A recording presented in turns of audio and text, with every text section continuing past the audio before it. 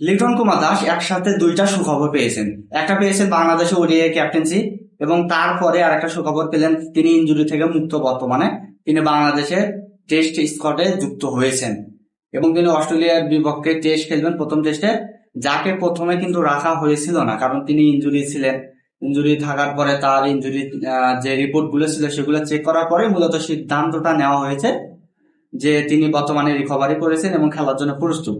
বাংলাদেশের বর্তমানে টেস্টের যে টিমটার অবস্থা অনেক ভালো।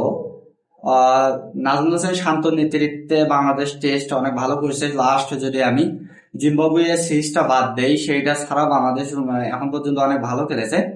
এবং অন্যদিকে যদি আমি লিটন কুমার দাসের কথা বলি, তিনি বর্তমানে বাংলাদেশের কিন্তু অনন্ত একজন বেস্ট ব্যাটার বলা যায়।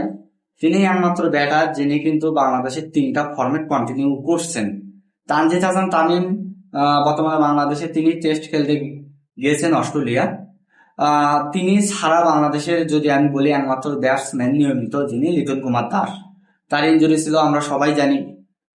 তার ইনজুরি থাকাকালীন তাকে নেওয়া হবে না, এই জন্য কিন্তু 15 সদস্যের স্কোয়াড বাংলাদেশ টিম ম্যানেজমেন্ট কিন্তু ঘোষণা করেও দিয়েছিল। কিন্তু অবশেষে তার যখন রিপোর্টটা পাওয়ার পরে মূলত এখন ভালো দেখে, যার কারণে তাকে আবার ডাক দেওয়া হয়।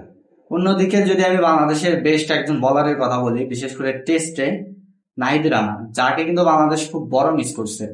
কারণ তিনি যেভাবে ইনজুরিতে পড়লেন জিম্বাবুয়ের সাথে, তার জিম্বাবুয়ের সাথে প্রত্যেকটা সিরিজ খেলানোর খুব বেশি গুরুত্ব ছিল না। টেস্টে যদিও তিনি খেলেছেন, পরে ওডিআই খেলানো কতটা যৌক্তিক ছিল সেটা টিম ম্যানেজমেন্টই ভালো বুঝবে। যার কারণে বাংলাদেশের বর্তমানে যে পেসাররা গুলো আছে মোটামুটি আগে ভালো খেলেছে ইবাদত। তিনি ইনজুরি থেকে আসার পরে তার যে রিদমটা আমরা দেখেছি সেটা দেখতে পাইনি কিন্তু। সেই সাথে বলা যায় তাসকিন আহমেদ, তিনি মূলত ভালো ফিট রয়েছেন।